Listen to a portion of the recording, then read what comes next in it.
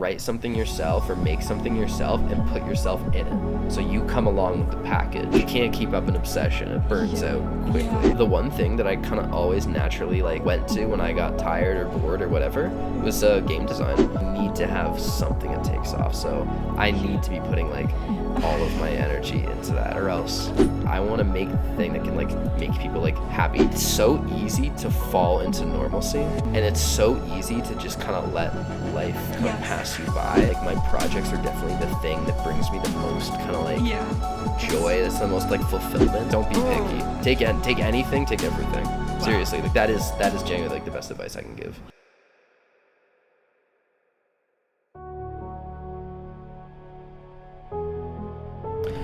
Welcome to episode 7 of the inspobrew podcast, where we stir passion and sip innovation. The premise of this podcast is I'll be having coffee chats, I don't have any coffee, with inspiring guests who are living outside their comfort zone. Take it away, Julia Feder F. Okay. And on this episode, I'm so excited to be talking with Brennan Windsor. I think you guys can already tell this is going to be a pretty fun episode. I mean, this guy's all around funny. He could genuinely rock it as a stand-up comedian. He has a way of making everyone laugh and have a great time, and it's just never dull when he's around. So if we don't end up stirring passion and sipping innovation today, at least we're going to stir some laughter. Just kidding. We're 100% going to be stirring passion and sipping innovation today. But before we do that, let's do the usual, where I like to talk about how I met my guests. Because believe it or not, all the guests that have been on the pod aren't really strangers to me. I've met them through either mutual friends, Instagram, LinkedIn, and a lot of them I met just through being involved on clubs, involved on campus, joining clubs and going to events. And Brennan right here I met through Film Club last summer. And the more I got to know him, the more I found out how ambitious of a person he is, and we love ambitious people on this podcast. So in terms of academics, Brennan is finishing off his final year here in the communication design practice program. Say that, yeah. And he's also a stop motion animator, a filmmaker, voice actor, card game developer, TV show pitcher, and all around amazing creator. So are you ready to find out who this Brennan Windsor guy is in more detail? Because I'm ready. Let's get started. Yeah, let's get started with sipping some inspiration over here. That's what I'm talking about. Let's go ahead, Julia. Let's do it. Okay, so let's start with an icebreaker question. If you could describe yourself in one word, what would it be? Oh man, just one word. Let me take a think, guests. For those of you at home, one word to describe me. Is this supposed to be a serious question, or am I supposed to be goofing around? Should I answer? Okay, so if 1 is just straight up silly, and 10 is I'm showing my soul right now. Give me showing your soul. Showing my soul. Yeah. Okay, well, I have to take off the happy face here. Then we're gonna get real here. Okay.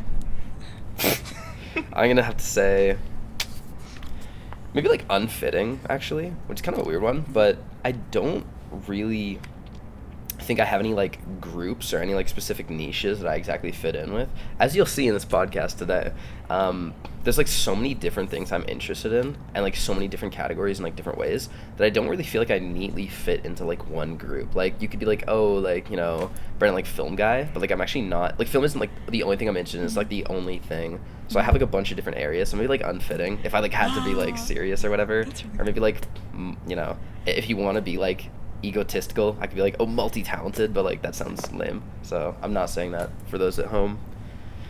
Yes, that's a perfect answer. It's so good, because as you'll see, we'll dive into so many different topics, and there's just so many questions to ask.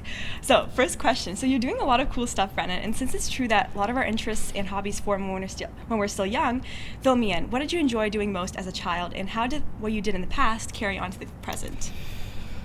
Ooh. I gotta go back to my childhood. That's where all the happiness started. I would say, in terms of creativity, I used to make a lot of Lego stop motions. I started when I was really young. I always was into Lego. Since I was 6 years old, I was really big Lego guy. But I think as far as more in a filmmaker way, I started to do stop motion to those because I really love making movies. But when you're a kid, you don't your friends aren't readily accessible to make movies with.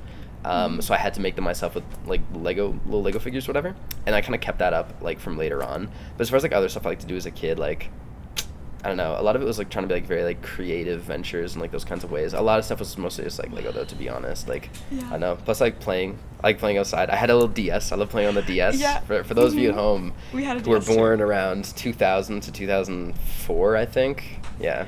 Yeah. DS. Yeah, we had like the white DS too. Yeah, on the little stuff. Man, I used to play, Mario Kart on that one, Super Mario 64, DS Uh-huh. one. I could actually go into this, but I don't think the people at home actually care about the DS games I played as a kid. Pokemon Platinum, Diamond and Pearl, too. Mhm. Those of you at home. I know, yeah.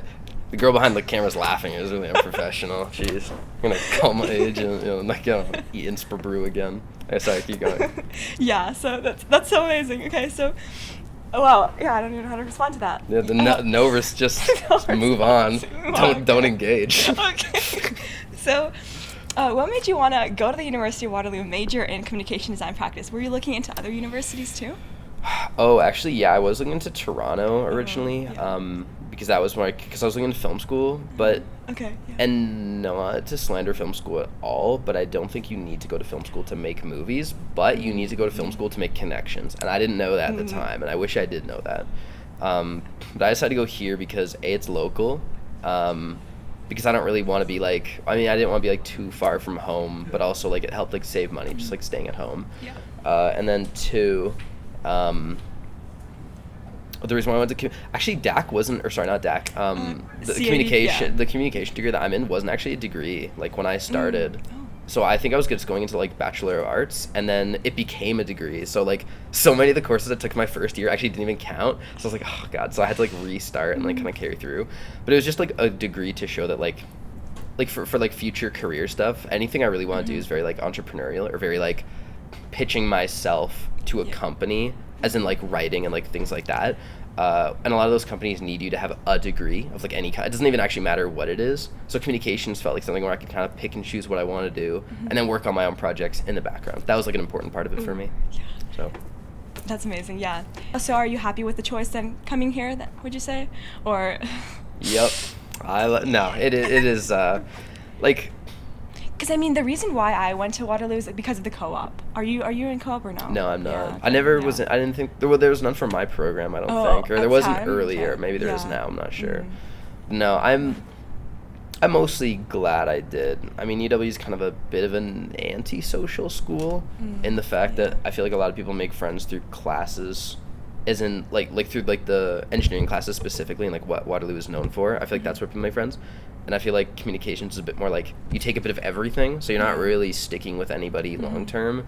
So it's a Yeah. bit harder to like meet people, like make those connections. Where if you're doing movie stuff, Yeah. if you're doing movie stuff, it's kind of like you need to have people who you know, unless you're doing something like stop motion, which I'm not really doing as much anymore. Oh, Spoilers okay. for future in the podcast. Oh, okay.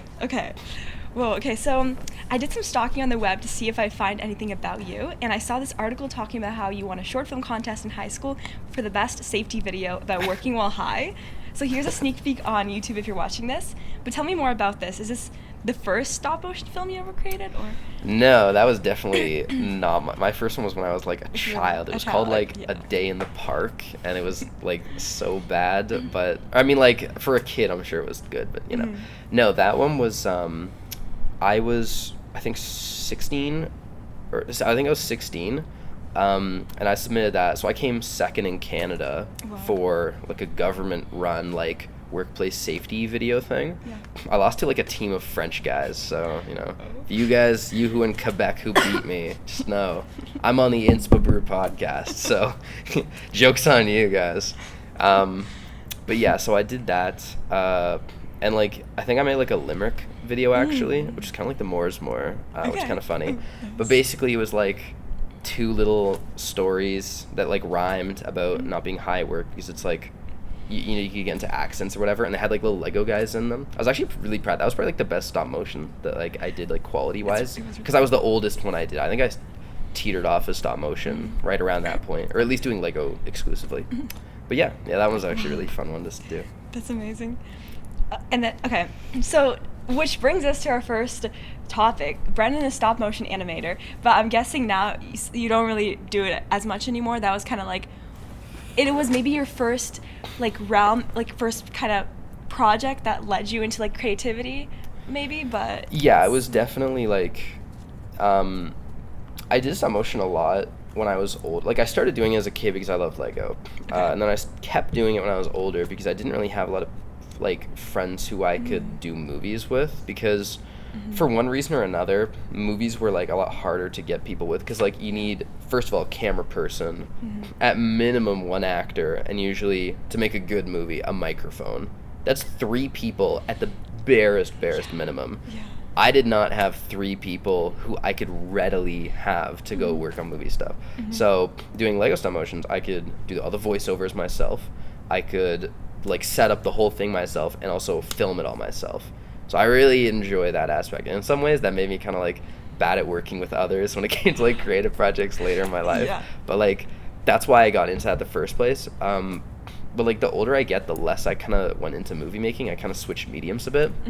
But for the most recent movie that I did, that was like an animation, which actually didn't overlap skills with any of the stop motion stuff I did. But yeah, like I would kind of maybe move back into doing stop motion stuff in the future, like if there was like a reason to. But it's the biggest problem with stop motion, or like one of the biggest problems, because there are multiple, is it's so much setup. Like it's such a huge area you need, and you need to physically have the props with you, and that's kind of difficult when you're in like. I mean, like an apartment especially, but like it's just you don't have that space anymore, so it's harder to set up a bigger thing, you know, unless you fully commit like half of your room to being this like little studio thing with the proper lighting and whatever, which maybe for some people that is a good thing to do, but you know. Wait, that's good because like the next question I was going to ask is, can you walk us through the process of creating a stop motion animation from start to finish? Like, how would you do that? So, I mean, like just the stop motion process itself, or just like the movie entirely.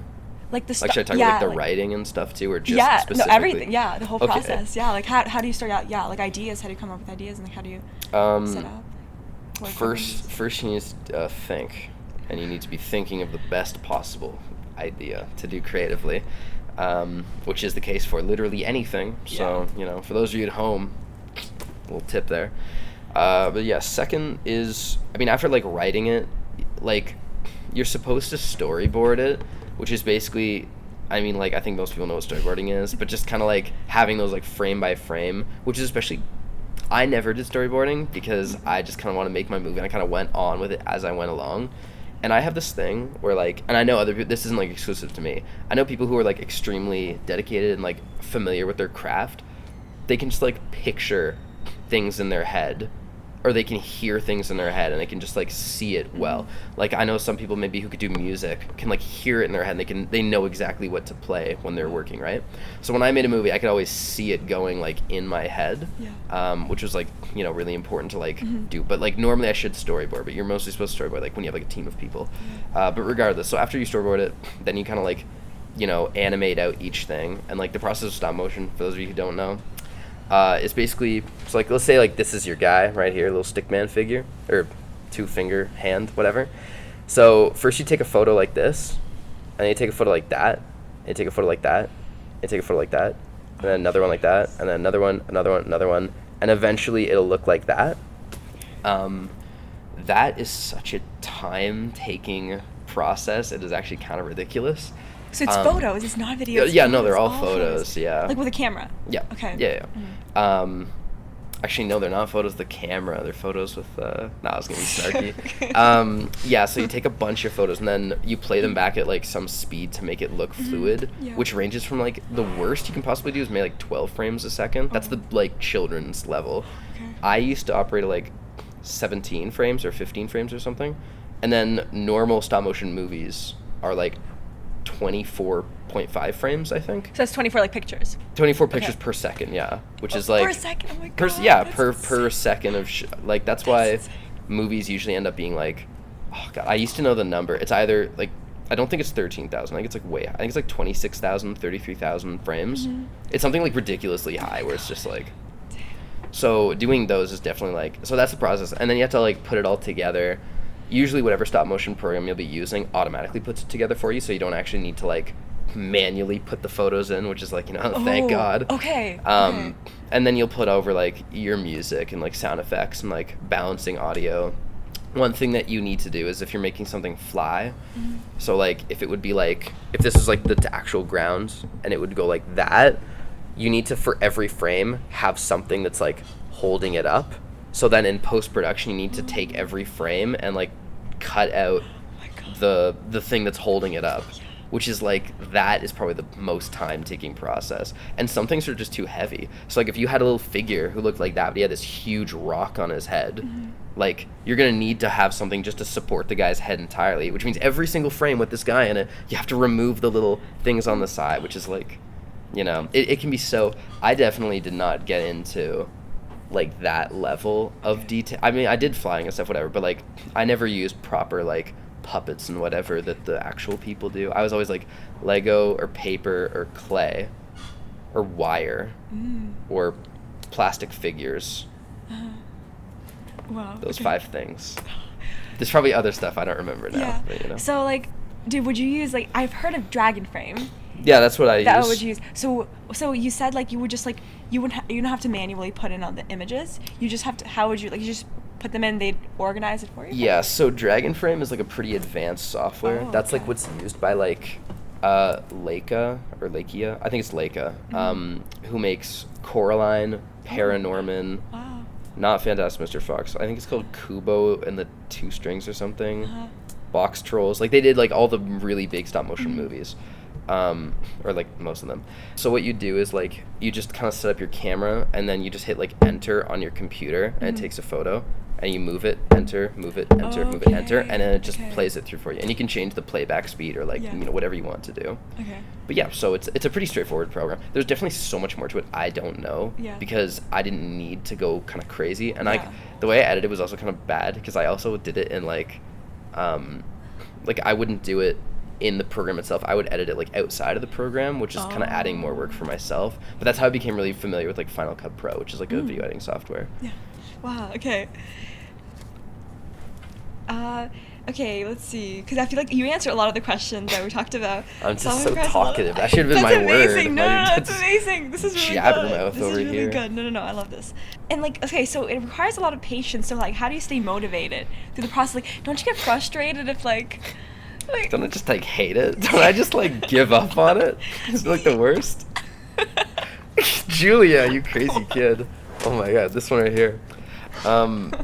Actually, no, that is kind of why I gave up on doing stop motions, to be honest, because it is very ungratifying work to do. It is, you do not get that gratification that you do for like like sometimes when you're working on a normal movie, you can like finish a shot and you're like, okay, this is done, and then it's like you get that kind of like a bit of a sense of relief.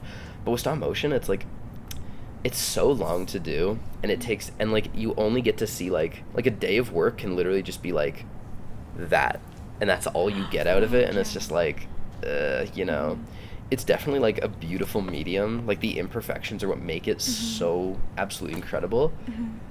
But yeah, it's a little, that is kind of the reason why I don't really do that as much anymore. It's the space is such a huge thing. The fact that everything needs to be so physical, and the fact that it's just like it just takes forever to do. It's just, you know, it's very like, and I love seeing stop motion work, and like I would like to get back into it one day. And if I had a team of people, then that would also be like great, because then it's like, you know, the work kicks by a lot quicker than me just doing it all myself. But like, yeah, it is definitely a bit of a, it's a bit of a hard kind of thing to do in that way, but you know. But can you share any tips though, or like techniques for creating these smooth animations, or? Oh man, like for stop motion specifically, things to do. Or like any advice you have for people? Like, I guess for advice, looking for people who are going to do it. Do you think it's worth it? Like, do you think you learned a lot during the stop, like your I learned a times? lot. Yeah. If you are younger, which I don't know what the fan base of this podcast is. I don't know if there are any children listening. No. The kids. Oh, no? Okay, well, I'm going to pretend that this is going to be like this podcast is going to blow up and kids are going to be listening to this. Yeah. Hi, kids. Uncle Brennan here. You know what I say to you? You should pick up some stop motion stuff, because when you're young, that is the best time to do stop motion, because you have the most time you'll probably ever have in your life, and you have the readily accessible toys and things to make movies with. So do it if you are younger. If you are older, get a job. What are you doing playing with? What are you, an idiot? Are you playing with toys? No, if you're older, it's definitely something you should look into. I think One thing I think is interesting is that, I mean, it's kind of like, you know, big whatever topic, but like AI is obviously a thing. It's taking, like, it is taking over. It's not something we can be like, what's that going to look like in like 5 years? In 1 year, it's already like insane. Yeah. AI will never be able to replicate stop motion. It will be able to replicate a style and something similar, but it'll be too perfect, I think. And maybe someday, I'm sure someday they'll make it so like it looks exactly like how it should or whatever. But like, I think stop motion being so real and tangible and being like an actual thing is actually a great way of like that will take over, or sorry, people will appreciate that sort of like realness to it, which I just can't replicate. And I think that like authenticity and like that realness is going to be something that's in like very short demand. The easier it is for companies to just be able to like type in prompts and things come up, you know what I mean? So I think it could be the future of human movies, but also it's like, it's tough to say if it's a dying medium or if it's just like only on the rise. It's kind of hard to say. That's really interesting. Amazing. Very interesting. Okay, so now we're going to be moving on to Brennan the filmmaker.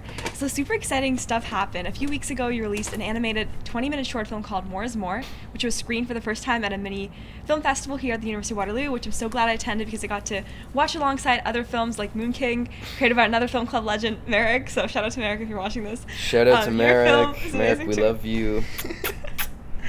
But going back to More is More. Sorry, keep talking. The film was incredible. So well done, and I remember you told me it took you forever. Like, how long exactly? The More is More concept I had, like, last May, last June, last July, sometime in that window. Yeah. Because I originally made it for class, which is actually a really different story. Should I like explain the plot for the viewers at home? Yes, I was gonna even ask. Not that anyone wouldn't know. Like, I'll give you, if you guys like want more of a visual like representation, I'll leave the links in the description. But yeah, like tell everyone what it is before we continue. Yeah, so it's kind of hard to explain, but like basically, it's a story that's told in like a kind of like a Dr. Seussian like rhyme scheme and like that sort of like art style, whatever. And it's this guy, Thomas, and you see him at like 3 different points in his life, based on his like original idea is that he wants to be this like business guy who like is like beloved by the people, like he donates half of his profits, he's like a real saint, you know. And then it's my own movie, I'm kind of blanking here. Yeah, and then you see him kind of like be influenced by this character, the Mooresmore, who's like this skinny little human guy who eventually over the course of the movie turns into this massive sort of foreboding but extremely like, you know, well-dressed sort of anglerfish, like a humanoid anglerfish. And he's supposed to be representing Thomas's internal greed. So you kind of see him be like influenced over the course of it. And then there's Mary, who's like someone who's trying to like lead him on like the better side, be like, no, like don't do that, why are you doing that? But then it's also like what he's doing isn't working out, so like the Mooresmore saying, why not just do a little bit of this, you know, you're doing the exact same as anyone would, why are you feeling so guilty about it? And he's like, yeah. So you see 3 different points in his life, which ends with a big musical number, which is very fun to do. That was really cool to see. So yeah, like I tried to be very like, the whole point of this is that Thomas is not supposed to be this like big villain. Even the Mooresmore isn't like, he's a villain he's the antagonist. I wouldn't say it's exactly a villain because it's greed, which is like Thomas's worst kind of like trait, but like it's supposed to be very understandable. Like if someone did this in real life, you wouldn't even like blink twice. It's just like, yeah, that makes sense. But then you kind of see like that internal like, how do you rationalize having so much excess money when you don't need it? Like at what point, you know? And the reason why I think like why like billionaires or whatever have so much money, it's like, well, why do they have all that? It's like, it's kind of like more of a pride thing, and the Mooresmore is definitely like pride kind of deep down. Like you can say, oh, I have the biggest company, I have the biggest thing, look how big my name is, look at all these things I've done. That's the only reason why you'd want all that money, because it's like, look how much money I have. It's not, oh, it's my money, I want to keep it all to myself. It's, look at me, I have this is like, that makes sense to me. And like that's how I kind of rationalize Thomas, which is also like my worst tendencies are definitely like pride related. Like I don't know, I wouldn't say like I'm like egotistical says someone who's definitely egotistical, but like definitely that sort of like having like my name like in lights or whatever is definitely like the worst thing that drives me. So I would say that that's kind of like my more be like very pride focused, Yeah. whereas Thomas's was like kind of looks like greed, but it is definitely also pride. I think all sin comes from pride, thinking you're better than like you can do this thing that nobody else can. It kind of involves like something else I'm working on, but like I just find that so like That's so that's a bit of a lengthy explanation. No, that's Sorry, what was really the cool. original question? Well, before even that, like that's so interesting. I didn't even think about like all these billionaires, like they have all this money, but they don't only have it because they're able to like purchase all these like cool things, but also because of this like feeling of wow, like I'm like the best kind of. I think that's I don't know if that's necessarily how it is, but I think that's an interesting rationale. Because yeah. That's the only way that I can rationalize it in my head anyways, or like make sense of that. Like I can like see that like, oh, it's your big company, like of course, because it's like they aren't, if you look at a lot of them, they don't even necessarily spend all this money they have. Like they're very frugal, to be honest. It's kind of like, you know, you'd think that, oh, why would you be, but like, so then why would they keep all this excess, you know? People like Bill Gates, I know he's a huge donator, so I can understand that, which is like, you know, great for him. But people more like Elon Musk, I'm just gonna mute my phone. People more like Elon Musk or like Jeff Bezos or whatever, like they definitely hoard a lot more. But like if you're Jeff Bezos, to be able to say like, oh, I run Amazon, that's my company, Amazon, whatever. I mean, Amazon's everywhere. That is everywhere. That is I'd be the same way, to be honest. I have to say. You know, I do the same as anyone. He did the same as anyone would. Yes, that's a line from the Moors. For those of you at home who don't get that one, that's a line from my small movie. So you first developed the characters and then you wrote out your story. It was always going to be like the Mooresmore leading someone down something bad and them staying bad. That was like always going to be the premise. But I just didn't have any of the characters picked out. I didn't have any of the plot. So that kind of came as that came after.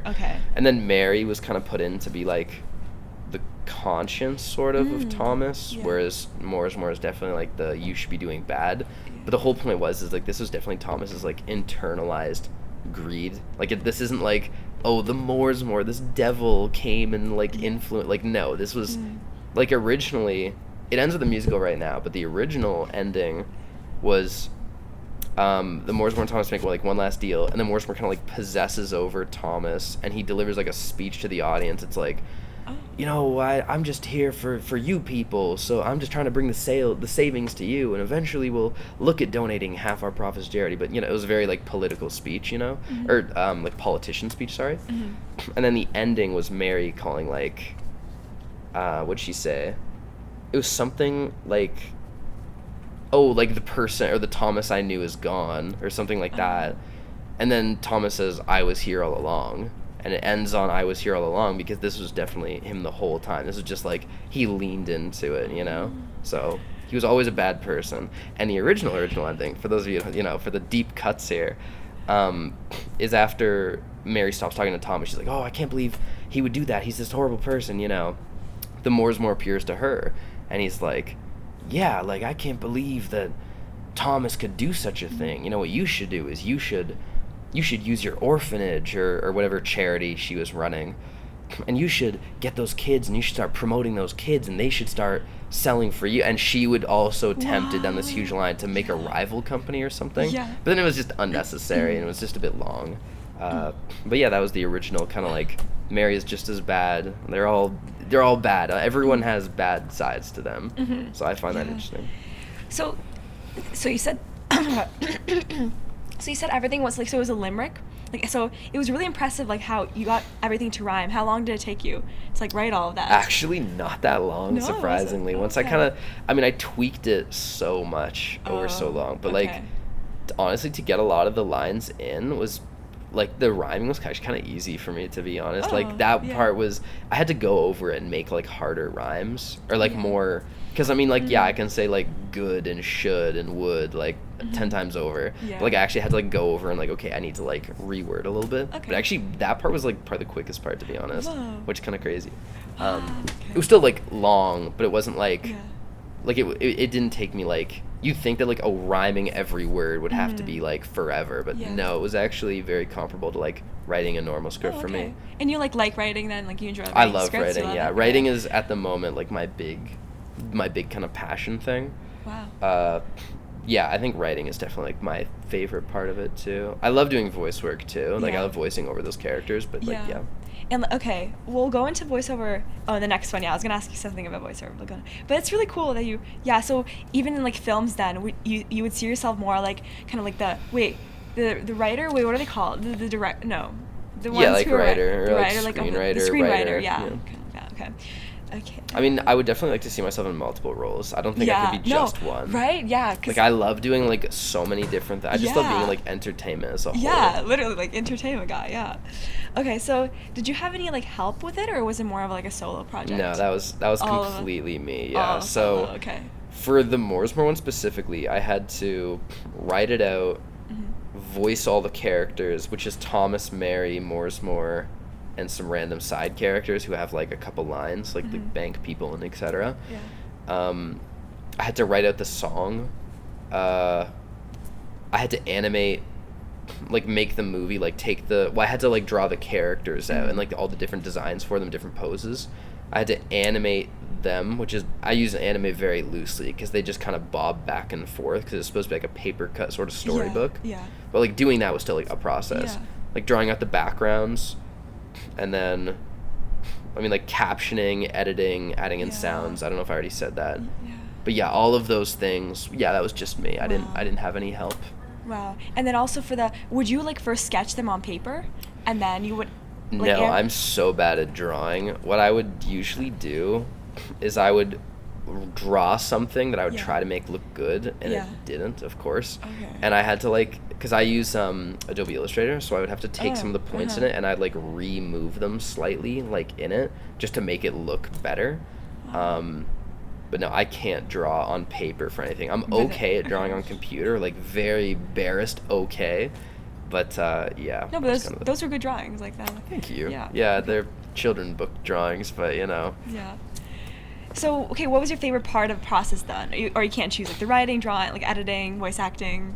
Voice acting. Voice acting, okay. Because that's the most immediately gratifying. Wow. But I love doing the musical part specifically. I actually love musicals. Not gonna Yeah. like there's something so fun Oh, about like the yeah. music being all like triumphant, being all whatever, Yeah. coming in term like with the story. I just love that. Like I don't know, that's so fun for me. So doing the musical was Yeah, probably like that's easily like the best the part. best one. Oh, But like cool. overall, yeah, like it was fun coming up with the character design though too, because actually there was so many different versions of the Mooresmore. Really? There was a version where he was a shrimp, and then he grew into this massive like pink shrimp kind of guy with this huge my mustache that was like the shrimp. What do you call it? Like the little prongy things? You know what I'm talking about, right? Like the big, yeah. Yeah. He was a shrimp shark for a little while. Okay. Originally, he was going to be either a fox, a spider, another fish I don't remember, and then the anglerfish. And then I landed on anglerfish. Yeah. And then it went into, oh, should it be a shrimp? Or should it be like a shark or whatever? Because I like sea life. Like I'm into like sea life, you know? Yeah. And then he went through so many different color palette changes. He was gray originally, and then pink for the shrimp, and then orange and green and blue, and then his coat were like a million different colors Wow, too. that's crazy.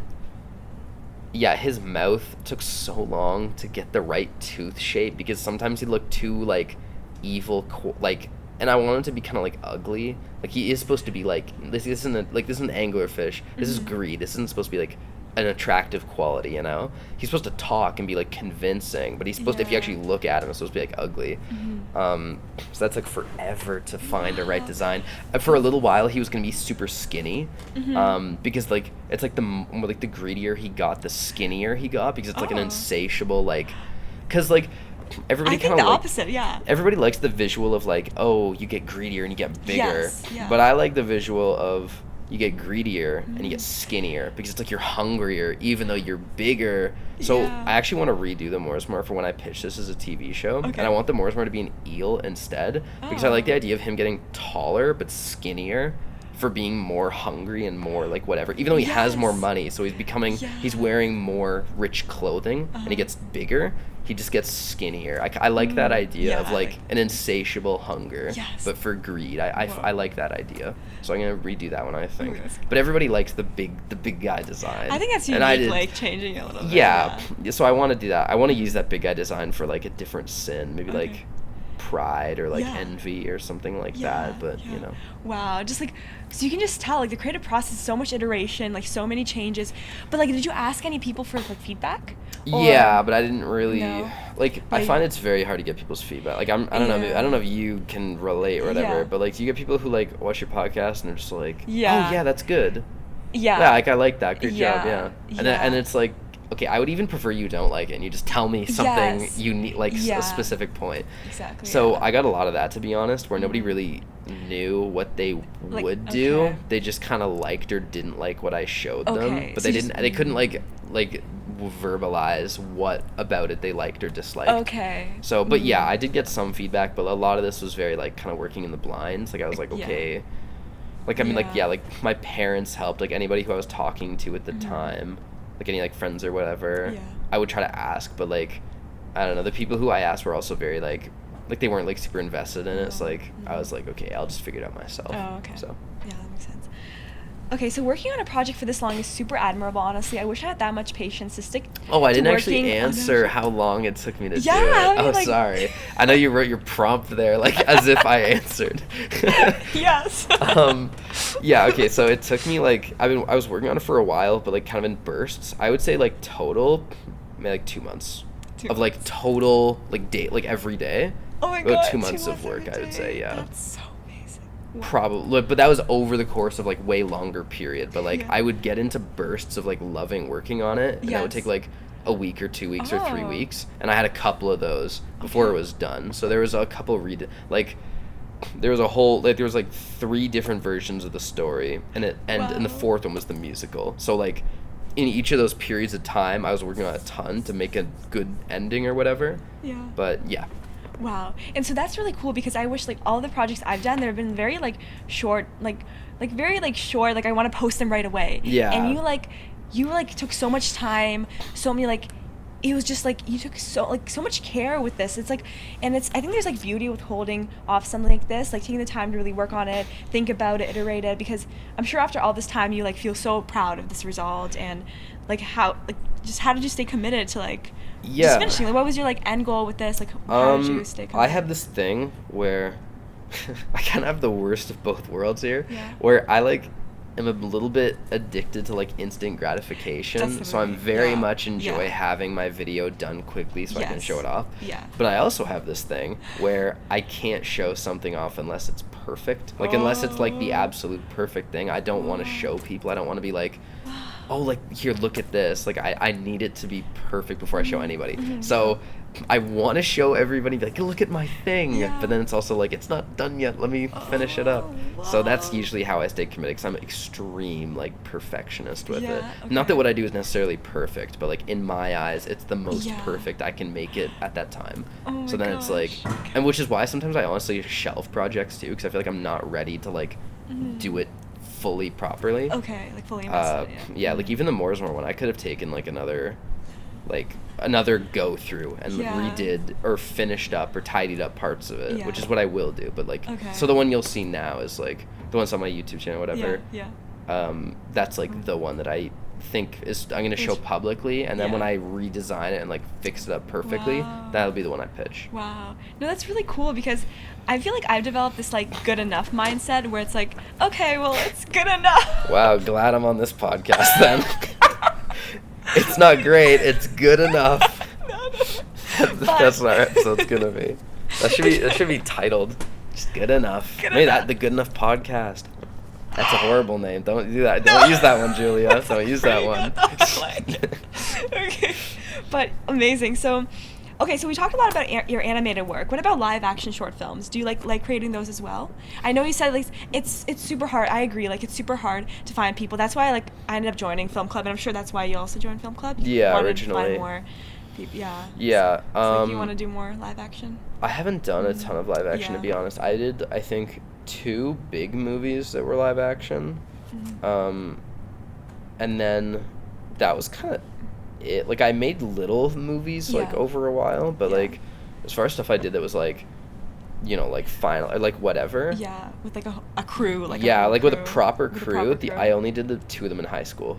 I could okay. not find people. Yeah. And the only reason why they wanted me to do that is because I could pull them out of class and I could be like, I need this student here for a Comtech project, and they'd be like, okay. So I'd take them out and we'd just go like film around for like an hour and a half or like however long classes are in high school. I don't remember. Yeah.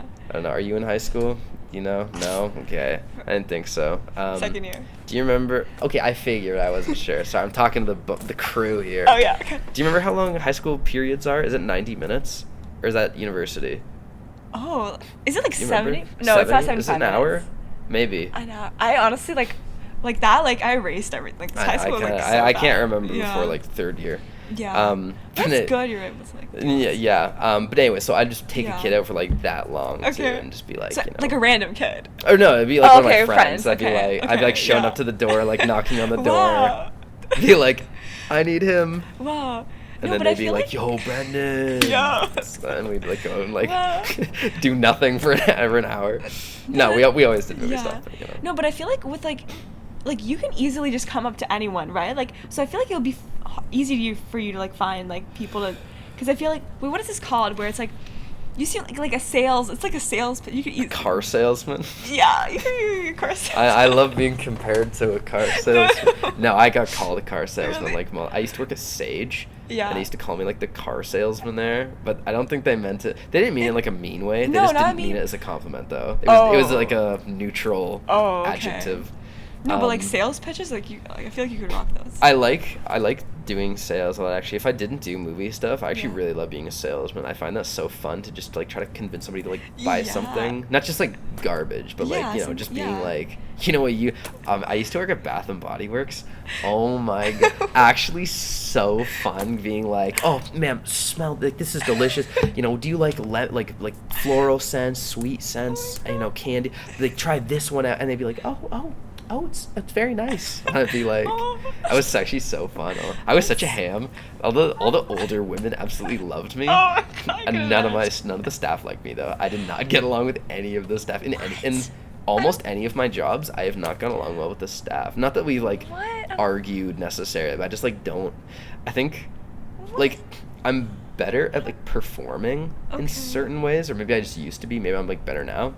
But I used to be a lot better like performing, and maybe like if you're around a performer for like an 8-hour shift or 6-hour shift, it can be kind of tiresome, maybe. But like, I don't know. It was also like a lot of people I find in like minimum wage jobs do a very minimum effort, which I have mixed feelings on for like that mentality in general. Like it's kind of like, okay, you know, you don't want to like overcommit to a job. You don't want to be like thinking about the job outside of like your allotted work hours. Like, okay, but it's also like once you're there, don't you just kind of like want to do the work? I mean, like, maybe it's just because I picked like kind of fun retail jobs, so like for me it's more enjoyable. Where if it's like you're working at like McDonald's or whatever, it's like, okay, maybe you don't want to be like flipping burgers isn't like your passion, but like, I don't know. I always loved kind of coming and being like, hey, like, you know, blah, blah, blah, blah. Like, you made the best of it, I feel like. And yeah, it was just fun.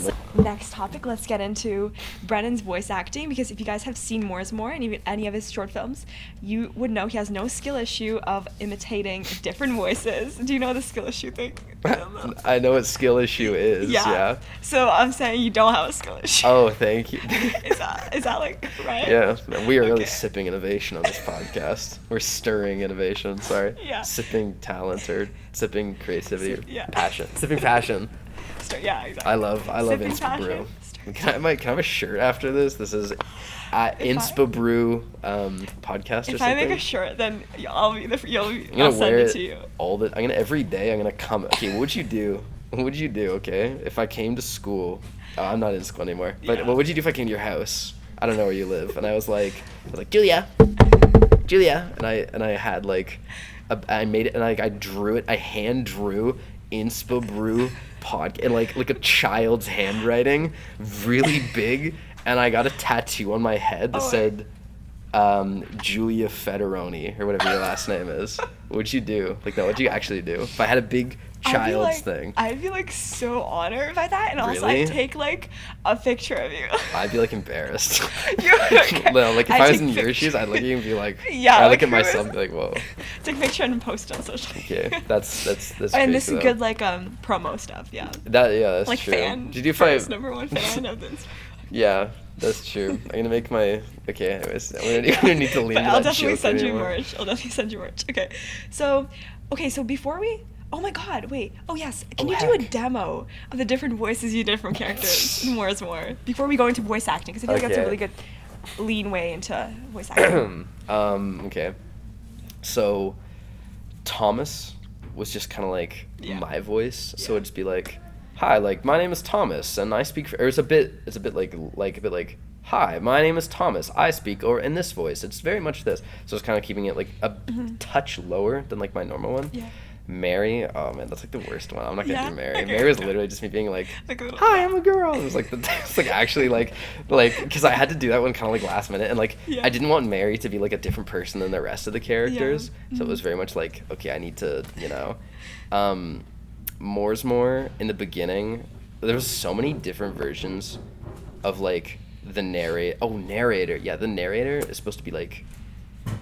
Because I tried to look at the old Dr. Seuss things Yeah. where they were more like, and like trying to like figure out what voice that was. Because I was originally gonna do like a British narrator for that Oh. one, but I just like it didn't really fit exactly. Yeah. So it ended up being like, oh man, I haven't done this voice in so long. It was like there once was a man with huge aspirations of making a business. So it's kind of like a bit more like in the back of the throat kind of thing, like.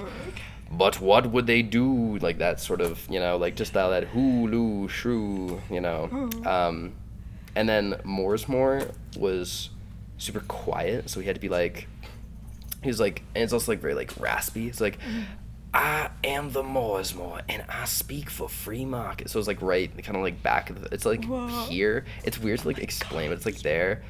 And then when like Moore's More gets like way bigger later on, be like, well now Thomas, it's hard for me not to like shout and do it Yeah, yeah. because I normally have like a thing, but he's like, well now Thomas, it's time for our dealings.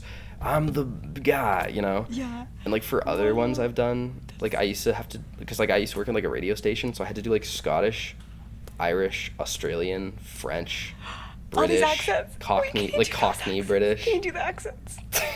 I could do some of them for sure. Yeah, do that.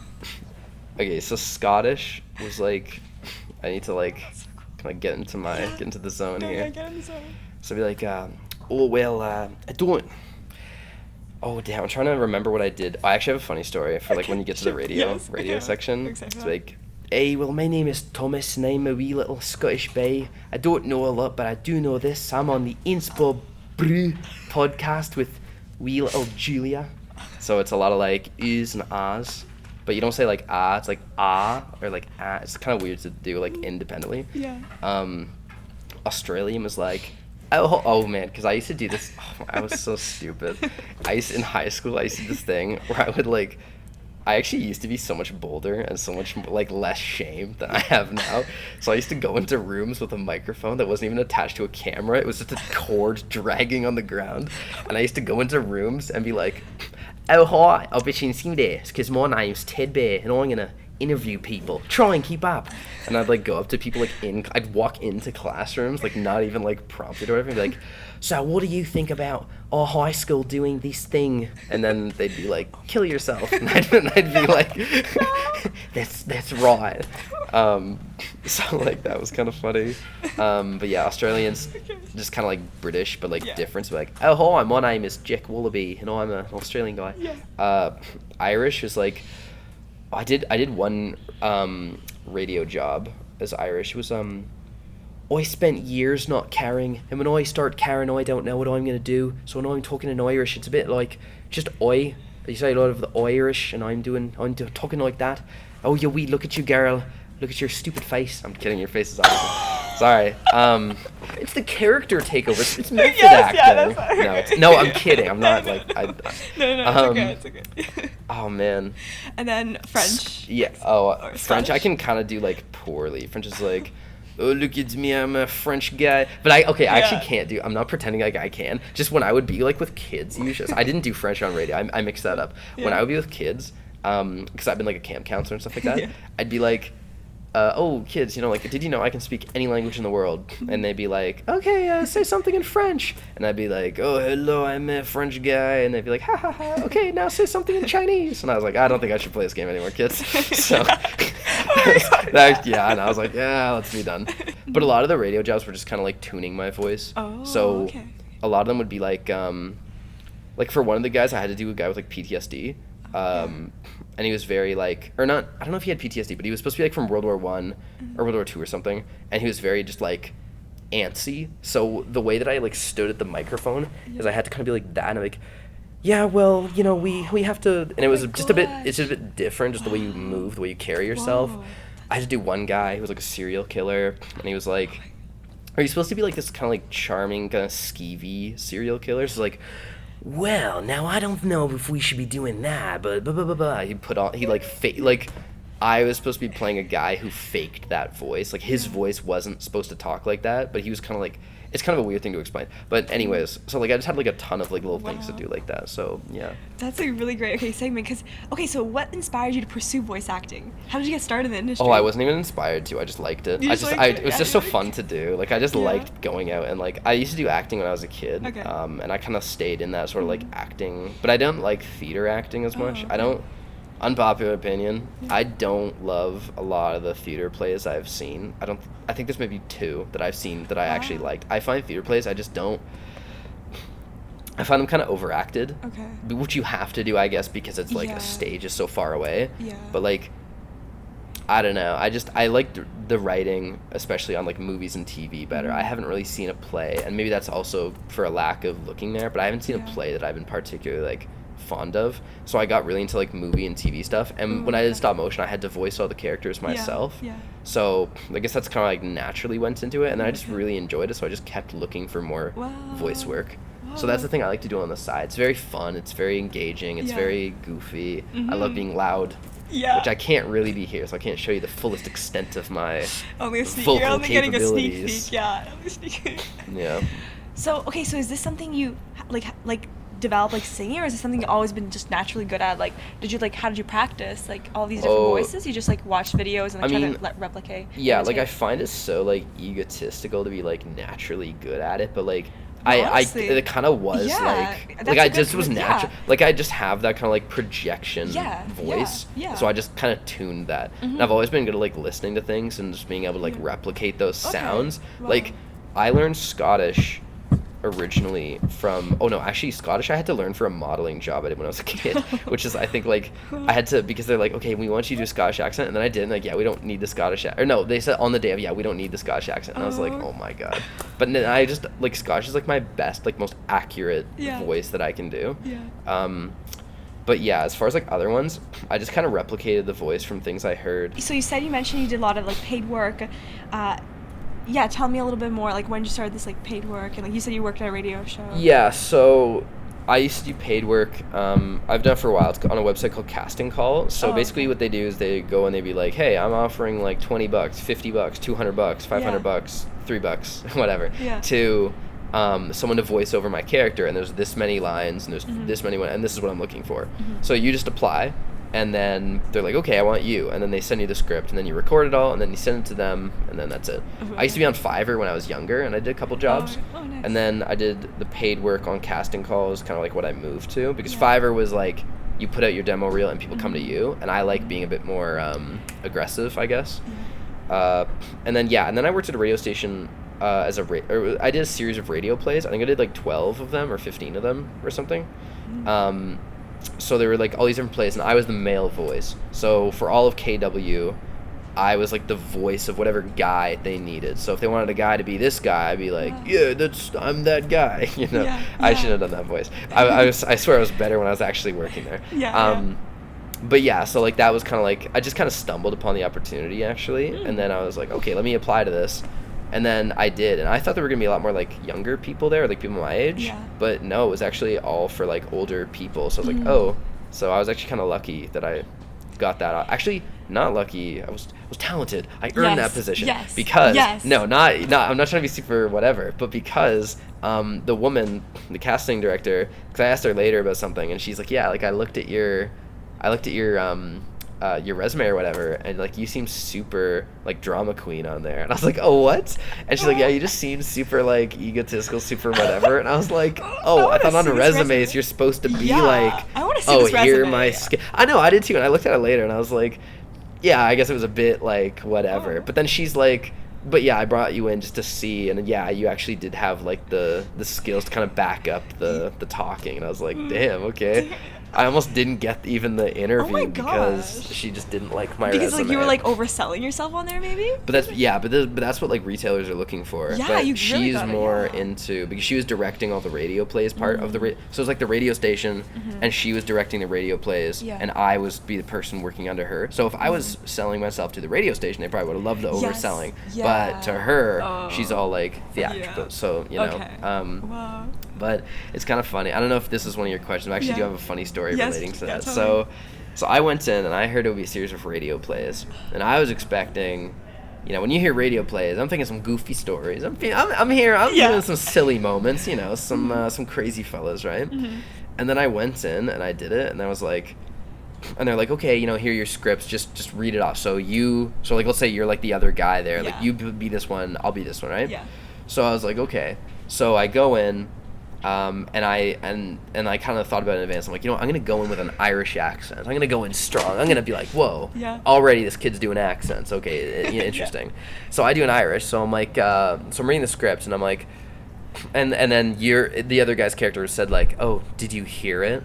And I was like, yeah, I could feel the shock right from my apartment. I could feel the ground moving. And I was like, and he's like, yeah, I can't believe that like the train derailed like that and killed all those people. And I was like, and I had to do a stupid Irish accent in this super depressing like oh yeah, the tragedy of the people, we all died over there, oh look at how sad it is.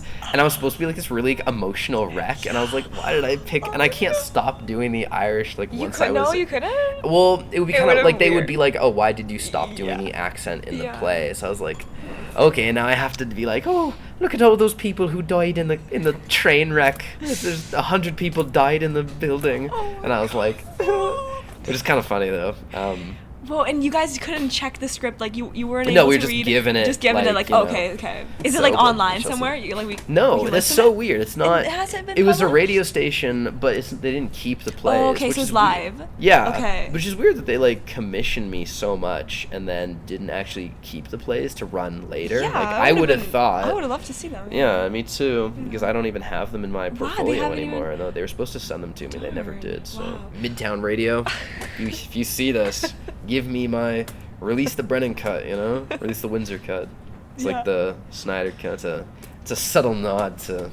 You know, I'm going to shut up. Why don't you ask your questions? Sure, let's do this one. Okay. Okay, so what do you enjoy most about voice acting? And, like, what sets it apart from other forms of performance are for you? I feel like you kind of talked about this. Yeah, I just love doing all, like, the different voices. I find that doing the different voices so fun, just being able to be all, like, goofy and whatever.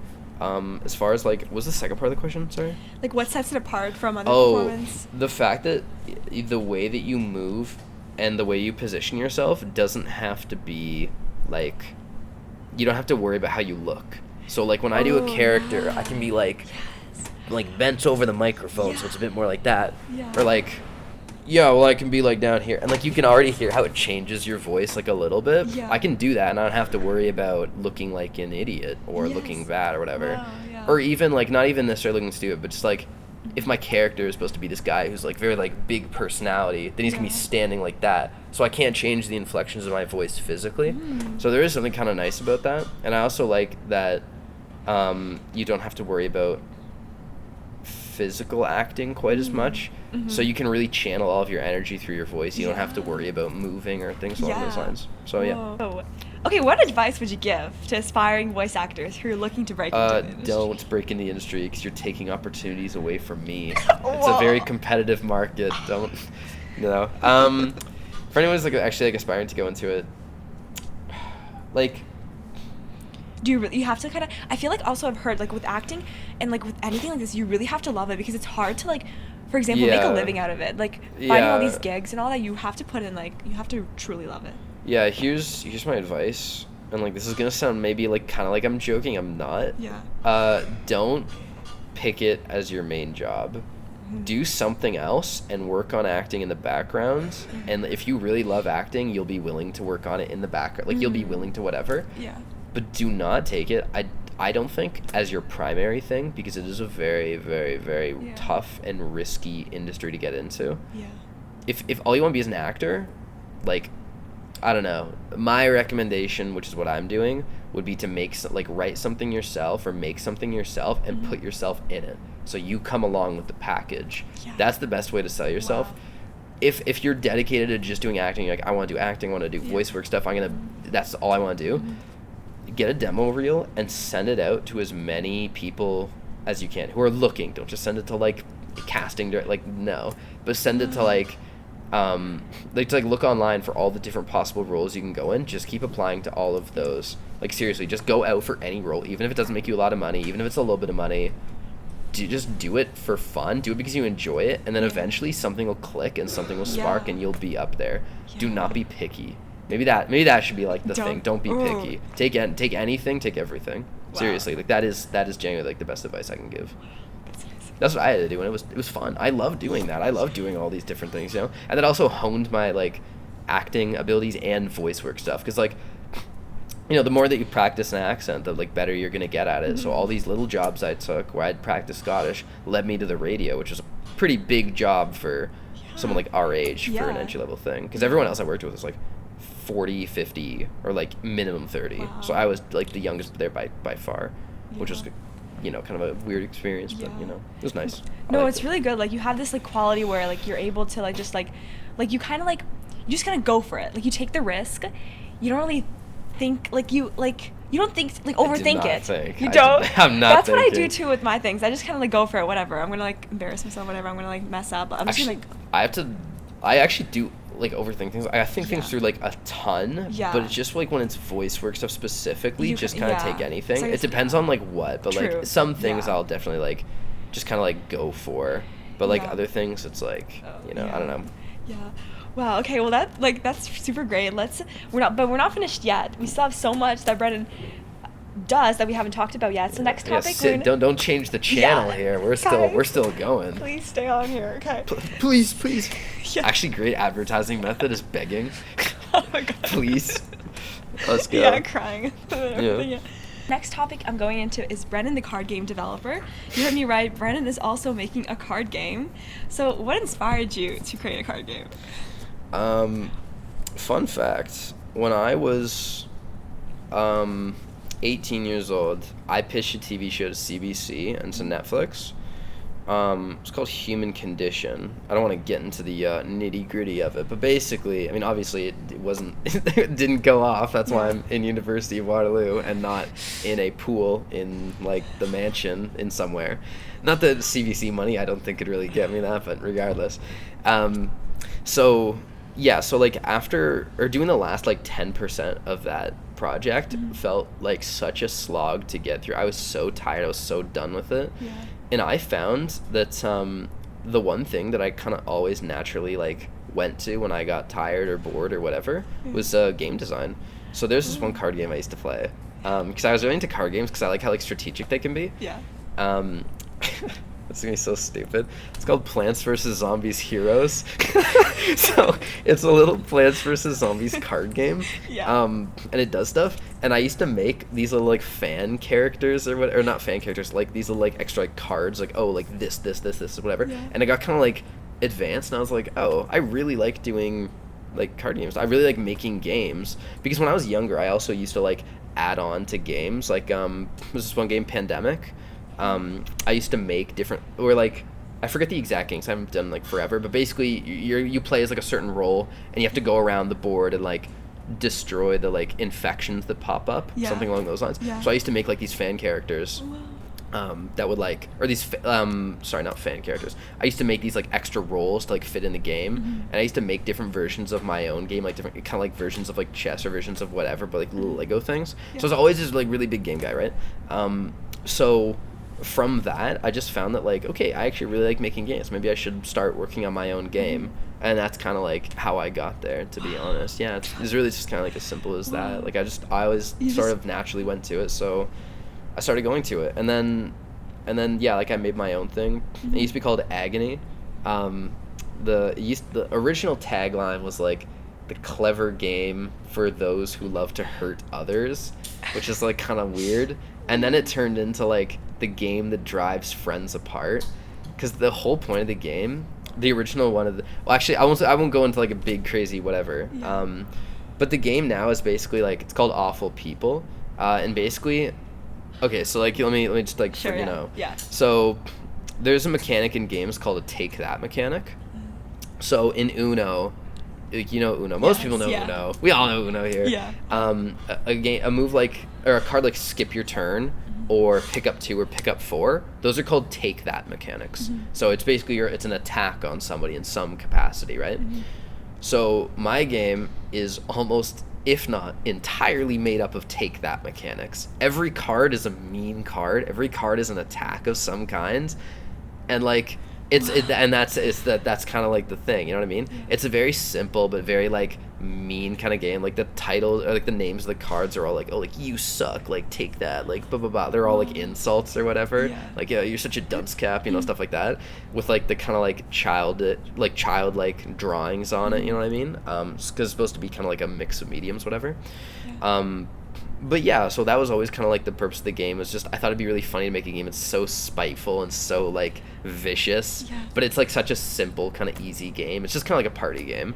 Because like I like working on like more advanced stuff too, but I find party games also sell better, and they're a bit more like accessible to everybody. And I like making a game that like because like Uno is like beloved, but you don't need to be a genius to understand that, you know what I mean? Exactly. Or like Exploding Kittens, or like other games of a similar kind of nature. So yeah. Okay, so this card game, like you had like you like created it, like you have it.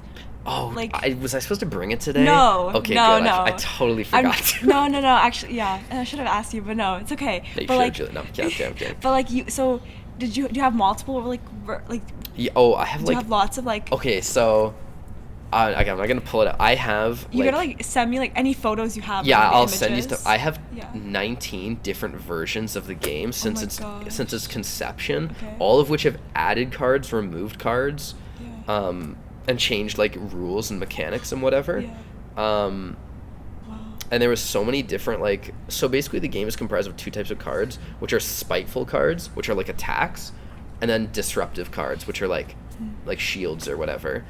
But you can play a disruptive on a disruptive on a disruptive, so you can kind of like stack the like meanness, like no, this happens, no, this happens, no, this happens, and that's kind of like the bit of it, you know.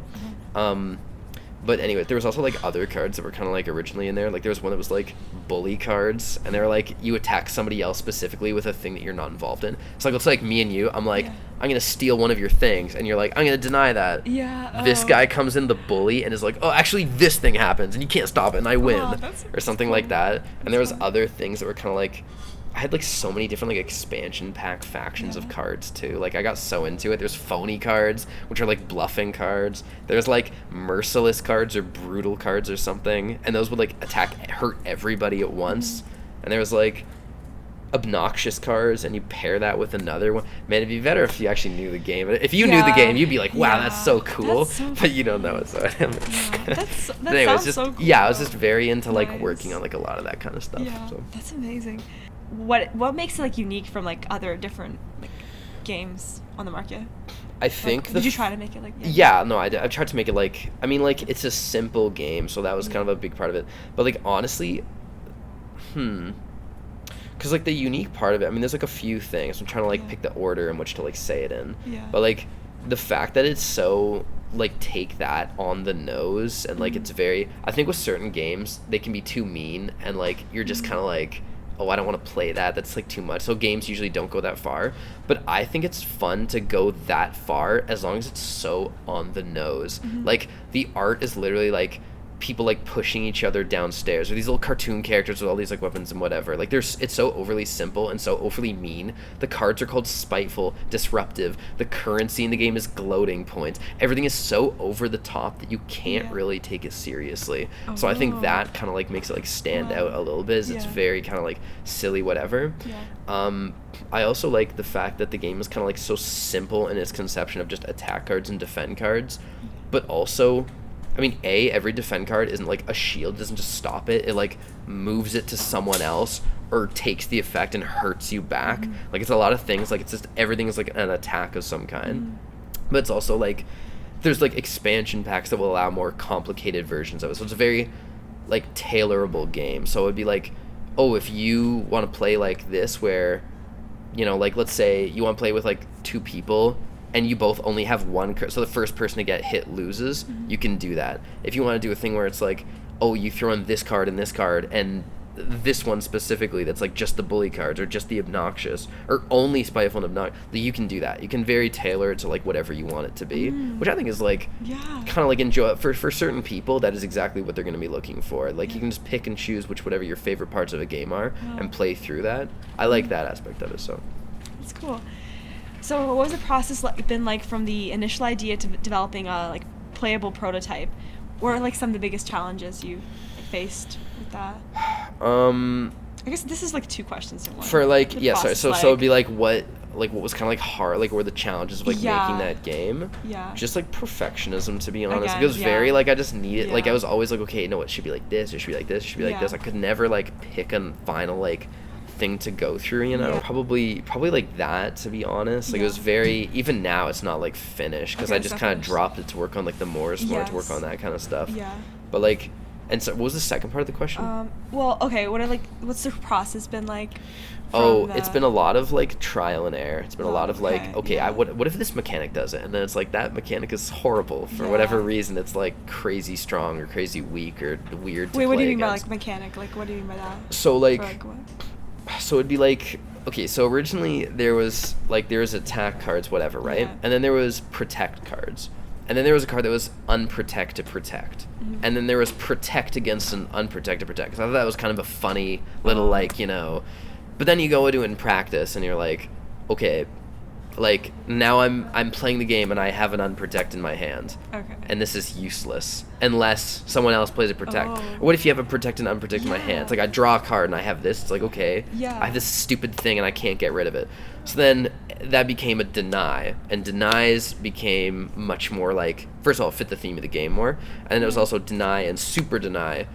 And if you use a super deny on a deny, you get a bonus thing. But you can use a super deny whenever. And then I sort of got into the mindset that any card should be able to use at any time. So it's not like you're sitting with junk in your hand. You will always be able to play any card, like as long as it's like your turn or whatever. But you can always be able to play any card under any circumstance. I don't like the idea of like, you just have all this, you're like waiting for the right time to use this. That's why I love being able to like, it's like adding agency to the player. The most fun thing in any game is being able to like choose what you do, in my opinion. That's what makes it strategic, you know? So I like that you can do anything anytime. It just might not be a smart move to do. Like you can waste your golden card right now, but it's like now you don't have it for later. That's kind of the whatever. So you had to play a lot yourself, and there's so many like different things you could do. Like there's so many options to choose from, and you have to make sure like they made sense. And, actually, like, let me just like explain the game. Yeah, let me, like, cause awful people. Yeah, explain. Yeah, okay. So how it works is it's for 3 and up people. I haven't found a cap number yet. I'm guessing. I think 6 is probably the maximum. So what you do is you take a card of seven cards, which are like all whatever, and you have 3 gloating points each, or 4. It doesn't. Again, you can tailor it to whatever you. If you'd rather have a quicker game, it's 3. If you want a longer game, it's 4. So everyone has 4 gloating points, right? So on my turn, I will play. Oh man, it was just recently changed, but I think it's you'll play 1. Yeah, you'll play a spiteful card on your turn. So this is an attack of some kind. So I'll be like, I'm gonna steal 1 from you. Yeah. So and then you'll be like, I'm gonna deny that, and then this guy might be like, I'm gonna deny that deny. So you do have to give me 1, or maybe they won't do anything. It doesn't matter. So then I'm gonna take a gloating point from you. Yeah. And then like that'll be my turn. So I will draw my card, but you don't draw. You just used your own disruptive. This guy used a disruptive. Yeah. They don't get to draw yet. Only I draw at the end of my turn, which means if I want to go attack this guy, and he wants to use all of his disruptives up, he has to go through this many people without any protecting cards. So it's very like, do I want to use this? Do I not want to use this? Yeah. Originally, it was you play 2 Spitefuls on your turn, and like I'm still trying to like workshop whether 1 or 2 is enough. But it was more it was like faster and a bit more fluid with 1, but it was more strategic with 2, because it'd be like the way the game used to be is like you'd play a bait card. So you'd be like, I'm gonna steal 1 from you, and you'd bait out the disruptive. And it's like, okay, now I'm gonna steal 3, and you just kill them off the bat. So it's a lot of like things like that. So that's why like you play cards with like obnoxious, and obnoxious be like, oh, I'm gonna empower my Spiteful. So you have to steal 2 from you, and you go blind, which means you have to play all your cards face down, and you skip your turn, and you lose. I steal your cards, and it's just very mean. It's a very mean game. I think that says something about my character. But I tried to make it like fun and try to make it kind of goofy. Really fun.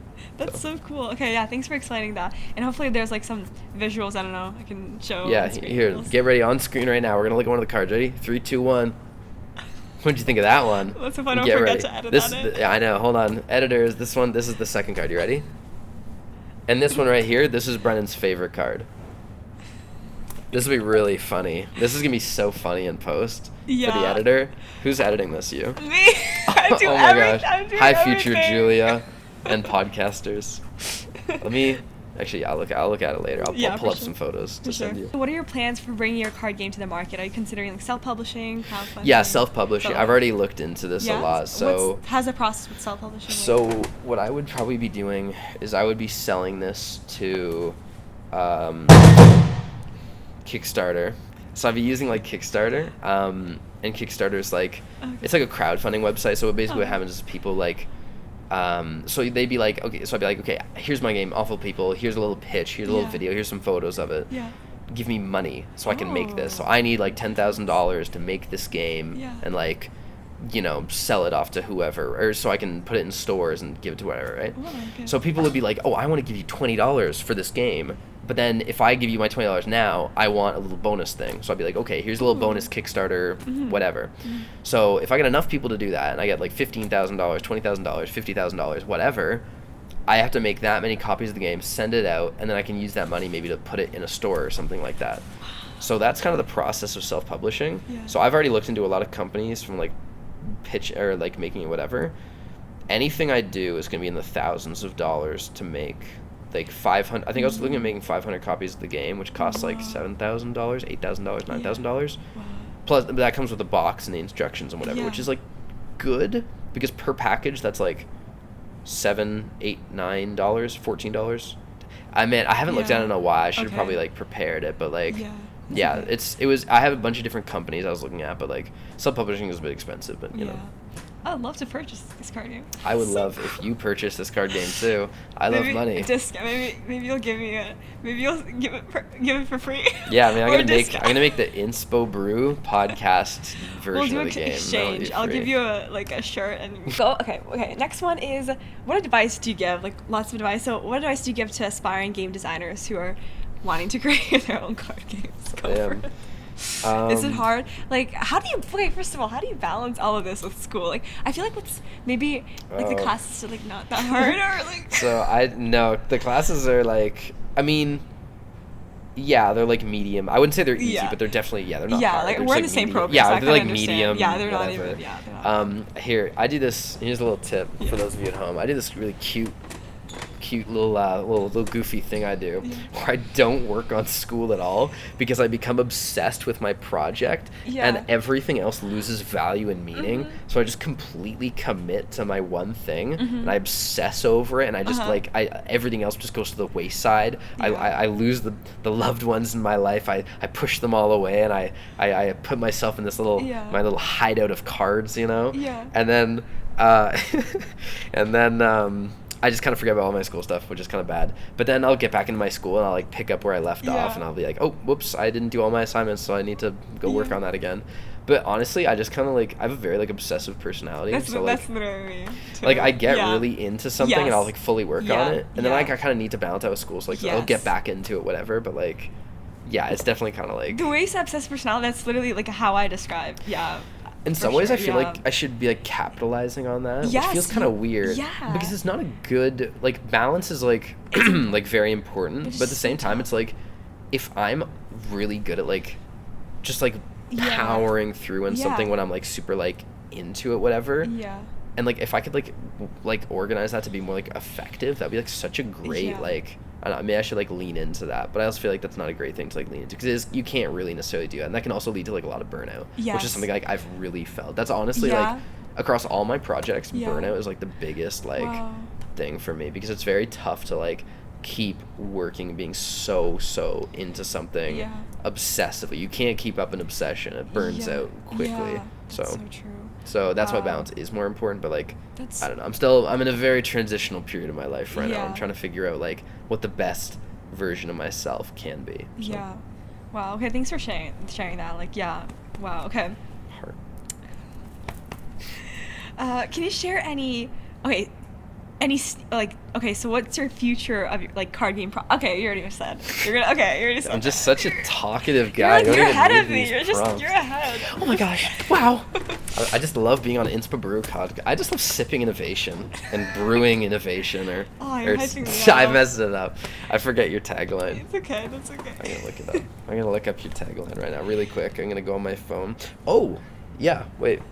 This used to be the old logo of the game. Oh my god. But for those of you who, I don't know if you can zoom in on that or whatever. No, that's not. No, like you Yes, know, in the edit, yes, post-production. I will do that. Yeah, I had Oh, a bunch of stickers and merch and stuff I That already looks did. so good. No, Yeah. wait, that's so amazing. I want to do the same with my inspo brew. You're gonna have to like. Stirring passion, sipping sipping innovation. innovation. That's it. Oh my god. Wait, what if I got that?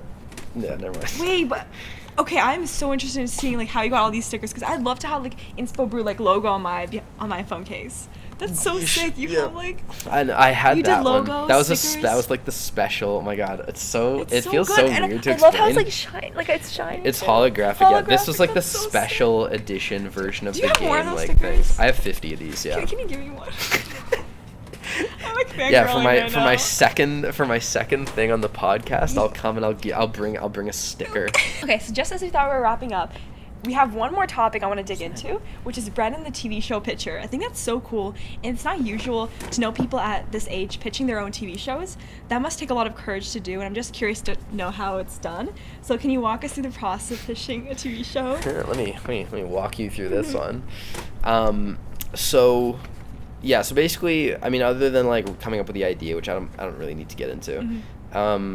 What you're gonna want to do when you pitch a show is you need to create a story bible, a story engine, episode synopsises, Whoa. overarching story. Oh God, I don't remember the last. I think that's about roughly it. So I'll explain the ones. I don't think I need to do story. You kind of get Yeah. a story. Yeah. Episode synopsis is you need to basically give some samples of what each episode would look like.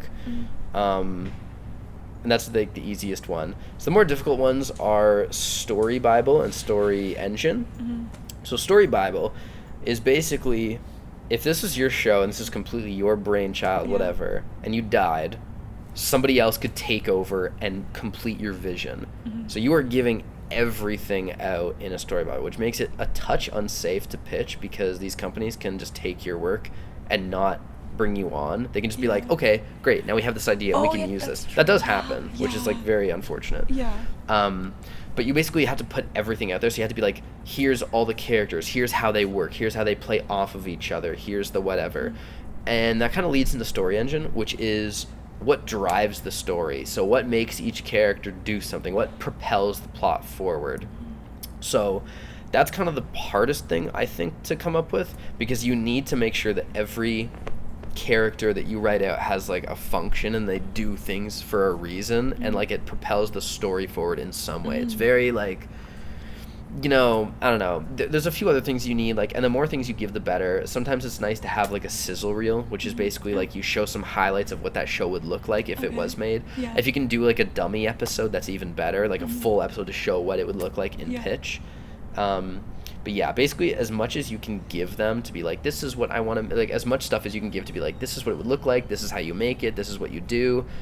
Oh, and you also need, like, I'm missing others. I'm really, I should have prepared this, but you need more things like, what's it called? Target audience, like just things Yeah. you'd normally do for like Yeah. a sales thing. Yeah, Target okay. market. Yeah. And then like you know, where it could go, like where future endeavors with it could be, you know. Wow, so lots. Fun fact, actually. So I read other story Bibles to prepare for mine, and like story pitches or whatever. Yeah. I read ones for like New Girl, which is one, Adventure Time, and Stranger Things, which I don't know if you guys know Stranger Things. Yeah, okay. Yeah. You guys referring to the people at home, definitely not anyone behind the camera. So the original pitch outline for Stranger Things was season 1 was about roughly the same, but season 2, there's only supposed to be 2 seasons, and season 2 is supposed to take place far in the future when they're like all adults and they have to come back and face the Demogorgon or whatever again. But if you look at season 2, they're still kids, as well as 3 and 4 and now 5 coming out. So it's interesting that when you look at what the actual original idea was, how that changes over time and why they did that. Well, maybe it was just money. Maybe they're like, oh, we can milk the kids way more when they're still young, you know, versus casting some adults. Because once you cast the adults, it's like the story's been written beforehand. So like, you know, anyways, so it's interesting when you see like the differences though between that and that. But you, as much stuff as you can give, the better. So like, everything you can find like online. You found all of these like story you Bibles can find online. those all online. Yeah, you can just look up like story Bible story, or like, I think I looked up pitches, but you can find the pitches and all this stuff for all these shows. Oh my gosh. It's really interesting, especially some of them. Like, there was one like Adventure Time was also which is like a kids show. Yeah, classic. That one was actually they drew it like a kid's book rather than doing a traditional one. They drew it a lot more like. They drew out the characters, and they drew the characters explaining their own dialogue and whatever, which was kind of, like, interesting. New Girl was, like, really... Like, I think the girl who wrote it told the story of her life partially in the first little bit, which is interesting, and then she was able to kind of, like, throw in more whatever. I don't know if TV shows are necessarily looking for that sort of innovation, because in some ways I feel like they are looking for a bit more standardized, like, okay, this is a good idea, this is not, but sometimes you just need to show off your thing in, like, a more unique way, you know, which is what I would want to do as well. Wow.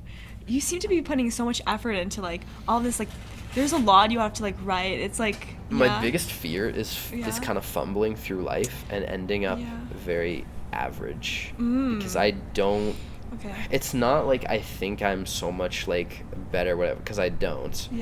It's much more like it's so easy to fall into normalcy and it's so easy to just kind of let life pass you by. And that's it's fine if you but like I don't have, like, an extremely, like, great, like, social life or anything like that. Like, my projects are definitely the thing that brings me the most kind of, like, joy. That's the most, like, fulfillment. And if I don't do that and I don't have, like, a great, like, whatever, I kind of have nothing. And for one reason or another, I need to put everything into, like, working hard on this, like, on these projects or whatever. So whether it's the game or whether it's the movie, whether it's, you know, More's More, the musical, or whether it's, like, Awful People, the game, I need to have something that takes off. So I need to be putting like all of my energy into that, or else you know. That's literally like I can relate to that so much because even with me too, I didn't really have like I don't have much of a social life, and even like in high school I didn't have many friends, and so I like these projects is what like made me feel fulfilled, and like I can't stop that now. We can't and it's kind of funny because like like when I was a kid, I definitely like did not have the social grace and charm that I clearly have now. But yeah, so like I didn't really have like a ton of people I could like go and do things with. So part of me was like kind of like raised through just like TV. So the reason why I love doing writing so much is because I really love the idea of like creating the character for someone else. Like for some other kid who can like relate to that, like when they're old, you know what I mean? Like, I had so many like comfort characters when I was younger, and like the idea of making a comfort character for like a huge audience is so appealing to me. And like the pride part of that is like, oh, I made this big show, I made this big thing, you know? But honestly, like a genuine part of that is like, I want to make the thing that can like make people like happy or feel good or thought provoking or things like that, you know what I mean? Like that's genuinely just like how I want to be. I want to make that kind of thing for other people. So that honestly touched my soul because like I'm so glad like there's someone, because I haven't really talked to anyone else who kind of shared this wanting to do really well with your projects and like putting in so much of that, and it's like almost like an escape too, like, and it's just I'm glad your soul was touched. I feel touched as well. So Okay, so what do you think makes a TV show pitch successful then? Like, so with this pitch, do you send in? So do you like, or do you like pitch like vocal, like verbally, like in No, person, or you like just send in a send written it and they like yeah. they read it, kind of like a resume then? Yeah, a bit. Yeah. Actually, it's like a resume that you send it in on paper, but it's not like a resume at all. Oh, okay. But yeah. Okay. Yeah. Okay.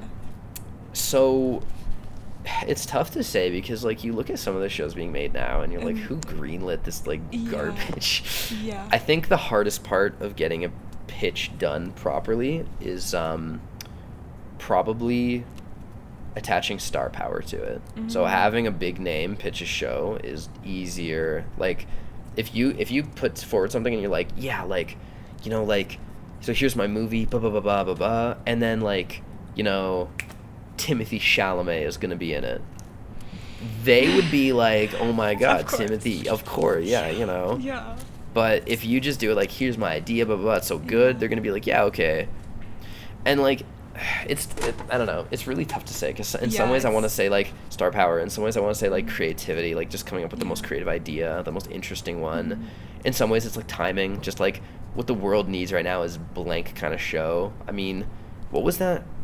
Was it like Squid Games, I think, that was like became Yes. so popular Yeah, because like Squid there was a Games, big yeah. issue at the time with like the rich versus like the poor, and that Yes. was the message in the show. Yeah. Like that became so popular because of timing. You know what I mean? That one was it Animal Crossing? That one, like, this is a bit of a, not a TV show thing. This is a game, Animal Crossing, Yeah, right? yeah. It became the most popular game, I think, like, or like one of the most popular games, like, in I think like Japan or like on the Switch, like the Nintendo Switch or something, because that was right when COVID started and everyone was indoors. So that game where you get to like make your little house and make your little whatever became so popular just because of timing. Whoa. It is a huge combination thing. I don't think I could pitch it into one specific thing. Yeah. I think most important one might be star power though, maybe, but that's again, it's really tough to say. So have you ever faced rejection or like challenges during like? I've never been rejected. Sorry. No, I mean like yeah, my first How do you- pitch. yeah, okay. Oh, sorry, I didn't mean to cut off your No, no, question. no, no, no. I was gonna say like, how do you stay resilient, like keep pushing forward? Okay, your first pitch, yeah. So yeah, tell me Yeah, what, like what my was your first pitch? My first pitch was for a show. It was called Human Condition. Yeah. Basically, oh, it was so long ago I can't even remember it properly, but it was kind of like if death was like a bureaucracy. So it'd be like there were all these different like reapers, and they'd have to go down and like kind of like follow their target for a while, and then once they die, they like take their soul and they send them up or down or whatever. I think that was kind of like the world that I like created. So yeah, okay, so that was like the world, and then it followed one girl, and then it's like, oh, she like dies in a car accident or something, and then the Reaper guy like takes away her soul and sends it wherever, right? And then later, like she wakes up and she's like, whoa, like I'm not dead, whatever. And then the Reaper comes to her and is like, hey, listen, I accidentally sent your soul instead of your friend, because the friend was the one who died, not you, but I got rid of your soul. So now you're kind of walking around with that soul. So here's what I'll do. If you don't tell anybody anything, or you don't, or there's something, I don't remember now, but there's some reason. If he's like, if you don't do anything, I'll come with you, and I'll be like your death incarnate. Like I'll be your guy. I can help you out. You know what I mean? So it's kind of like a genie and like Aladdin type relationship, okay. but like with That's a cool. grim Reaper and with the girl. Nice, yeah. But the story drive, or the story engine, sorry, was that the deaf guy, actually kind of faked that whole thing, and she was never supposed to die. The friend was always supposed to die, and he was following her, but then he kept seeing the main girl, and he was like, she has such a love for life, and the deaf guy just doesn't understand life at all. He doesn't get it. He's like, how can you be so, you know, like, I don't understand how you can be so, like you die in, like, 70 years. Like, what's even the point? You know what I mean? Like, what's, you know? So, anyways, so he wanted to, like, follow her around, like, learn about, like, life and kind of see that, like, appreciation, whereas she became a bit more, like, cynical, a bit more, like, well-adjusted to the world, so they kind of balanced each other out. And then there's also, like, humor with just, like, having death around, being able to just, like, kill people and, like, just be, like, goofy, whatever. So, yeah, that was sort of the idea of it. There's definitely some flaws with that for sure, because I was like 18, like I thought I knew the world, and like That's I insane, didn't. 18. But yeah, so that was kind of like the idea behind it. So And so you yeah, pitched it? I pitched it, And then like, what it did they just, say? CBC, Netflix just gave me like a boilerplate no. Okay. CBC was like, listen, yeah, we like it. It looks good. Yeah. It's not like what we're looking for in our catalog right now. We're looking for like people, POC voices, people of color voices. So whereas I am, white, which felt like a bit like, that kind of sucks because like my whatever. Yeah. But like I understand like wanting to hear different like diversity voice. I get it. I'm just but yeah, so like, yeah, it's just not what we're looking for our catalog right now, but like, you should apply again some other time. And I was like, okay, which is what I'm going to do now. So. So cool. So the same, yeah. Yeah. Amazing. Wow. Okay. That's so good. So you face kind of like that no, but you're not giving up. You're going to keep like. I actually didn't even feel that bad after You the didn't no, feel- to be honest. I was like kind of sad, but I honestly was like, okay, There's still whatever. so much time. Yeah, left. exactly. Yeah. My goal was always to be the youngest TV show creator, like of all time, though, because right now the record's held by Seth MacFarlane, who's like a personal inspiration for me. Yeah. And he was 26, so I have quite a few years on me where I can still, but that's why I want to do it now. He might have been 24. It's 24 or 26. So that's your inspiration then. So what does he do? Like his TV show, like he did what? Family Guy, Oh, and he voices all the characters, or he voices many of the. He voices from Family Guy like Peter Griffin, Ryan, Stewie, Quagmire, a lot of the big main ones, and the people like that have been inspirations for me like for so long. Those were all the people like J.G. Quintel made Regular Show, which I don't know if you know that show. It was a kid's show in the 2010s. Yeah. And he voices the main character, which is also an animated show. South Park, Matt Stone and Trey Parker voice every single character in South Park. In that entire show, they voice every single character, other than some of the female characters. So that's kind of crazy. And then, so they were also huge inspirations for me. Also, they made a musical movie, which I like. But yeah, if you come up with like almost any animated show, the creators of it are voices in it. Wow. The only one that isn't, I think it's like The Simpsons or King of the Hill. Okay. But that's it. Yeah, like even like Rick and Morty used to be like a big inspiration. I kind of fell off that show, and also Justin Roiland came out as like kind of a bad person. But he voices Rick and Morty. The creator of the show voices both of them. So there's a lot of shows. If you actually look into it, it's kind of crazy how many of them do that. So this is a very like achievable goal for me, I think. Yeah, really. Yeah, if I was able to you, make it the really show, I need does. to be like, put me in it, Yes, yeah. Put me in, coach. I'm ready to voice. No, it's really achievable for you. Well, okay.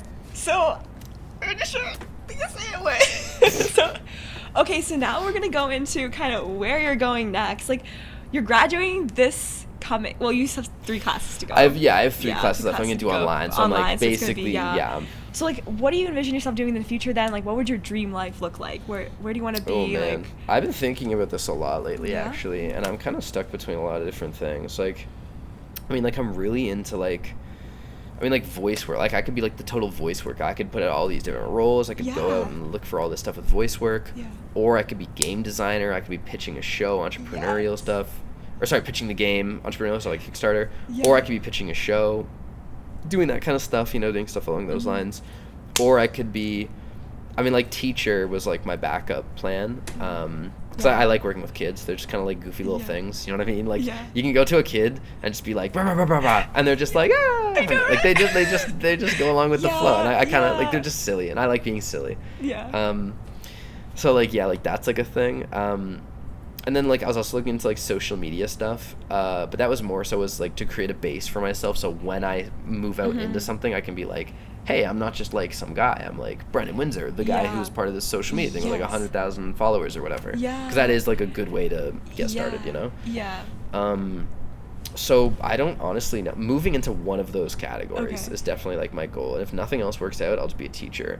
And Yeah, hopefully that's a good safe plan. Yeah. Yeah, and like hopefully I'll kind of like help people's lives on a smaller scale. It's like influencing the kiddies to be better, hopefully. And like, okay, speaking of that too, like same with me. Like I want to do all of these like projects like full time that I'm working on right now, but like still having like a safe safe thing. And also I think what's missing for you is getting out there in the public, because I feel like you're not really on social, like you're not like posting. I want to be doing a lot more stuff, and I will be doing that like Yeah. this summer, because I'm going to be in London and I'm going to be working at a golf place. Wow, okay. So I just kind of want to like goof around though, to be honest. There, like I'm Yeah. gonna be like recording stuff like in my apartment thing. That's so and fun. then, Yeah, I'm do looking more stuff forward like to that. I'm Yeah, so I have a bunch of excited. like it's Yay. too much time to explain it all, but I have Yeah. like so many like social media things like I Oh, want to okay. try out just for Okay. funsies, but you know.